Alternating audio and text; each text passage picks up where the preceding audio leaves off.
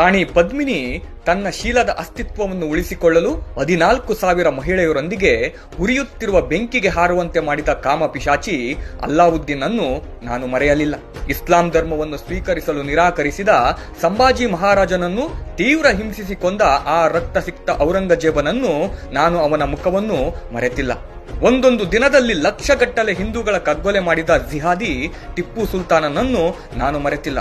ತನ್ನ ಅರಮನೆಯಲ್ಲಿ 14 ವರ್ಷದ ಬ್ರಾಹ್ಮಣ ಹುಡುಗಿಯ ಮೇಲೆ ಬಲವಂತವಾಗಿ ಅತ್ಯಾಚಾರ ಎಸಗಿದ ಆ ಮರಣದಂಡನೆಗಾರ ಶಾಜಹಾನ್ನನ್ನು ನಾನು ಮರೆತಿಲ್ಲ.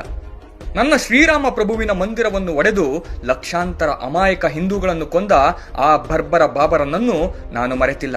ನಾಗರಕೋಟದ ಜ್ವಾಲಾಮುಖಿ ದೇವಸ್ಥಾನದ ದುರ್ಗಾಮಾತೆಯ ವಿಗ್ರಹವನ್ನು ಕತ್ತರಿಸಿ ಮಾಂಸವನ್ನು ತೂಗಲು ಕಟುಕರಿಗೆ ಕೊಟ್ಟ ದೆವ್ವ ಸಿಕಂದರ್ ಲೋಧಿಯನ್ನು ನಾನು ಮರೆಯಲಿಲ್ಲ. ಇಸ್ಲಾಂ ಧರ್ಮವನ್ನು ಸ್ವೀಕರಿಸಲಿಲ್ಲ ಎಂದು ಮೊಘಲ್ ಸೈನಿಕರ ಮುಂದೆ ಸಂಯೋಗಿತಾಳನ್ನು ಬೆತ್ತಲೆಯಾಗಿ ಎಸೆದ ಕುತಂತ್ರಿ ಖ್ವಾಜಾ ಮೊಯಿನುದ್ದೀನ್ ಅನ್ನು ನಾನು ಮರೆತಿಲ್ಲ. 7 ವರ್ಷ ಮತ್ತು 5 ವರ್ಷ ವಯಸ್ಸಿನಲ್ಲಿ ಇಸ್ಲಾಂಗೆ ಮತಾಂತರಗೊಳ್ಳಲಿಲ್ಲ ಎಂಬ ಕಾರಣಕ್ಕಾಗಿ ಗುರು ಗೋಬಿಂದ್ ಸಿಂಗ್ ಅವರ ಮುಗ್ಧ ಮಕ್ಕಳು ಫತೇ ಸಿಂಗ್ ಮತ್ತು ಜೋರಾವರ್ ಇಬ್ಬರನ್ನು ಜೀವಂತವಾಗಿ ಗೋಡೆಯಲ್ಲಿ ಉಸಿರುಗಟ್ಟಿಸಿ ಸಮಾಧಿ ಮಾಡಿದ ನಿರ್ದಯಿ ಬಜೀರ್ ಖಾನ್ ನನ್ನು ನಾನು ಮರೆತಿಲ್ಲ. ಬಂಡ ಬೈರಾಗಿಯ ಚರ್ಮವನ್ನು ಕಾದ ಕಬ್ಬಿಣದ ಸಲಾಕೆಗಳಿಂದ ಎಲುಬು ಕಾಣುವವರೆಗೆ ಸುಟ್ಟು ಹಾಕಿದ ಜಿಹಾದಿ ಬಜೀರ್ ಖಾನ್ ನನ್ನು ನಾನು ಮರೆಯಲಿಲ್ಲ. ಆದರೆ ಆ ಬಂಡಾಯ ಏಕಾಂತ ಇಸ್ಲಾಂ ಧರ್ಮವನ್ನು ಸ್ವೀಕರಿಸಲಿಲ್ಲ.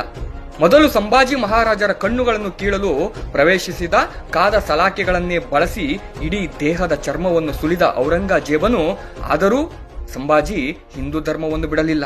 ಇಸ್ಲಾಂಗೆ ಮತಾಂತರವಾಗಲಿಲ್ಲ ಎಂಬ ಕಾರಣಕ್ಕೆ ಹೇಮುವಿನ 72 ವರ್ಷದ ಸ್ವಾಭಿಮಾನಿ ವೃದ್ಧ ತಂದೆಯ ಶಿರಚ್ಛೇದ ಮಾಡಿದ ಆ ನೀಚ ಅಕ್ಬರನನ್ನು ನಾನು ಮರೆತಿಲ್ಲ.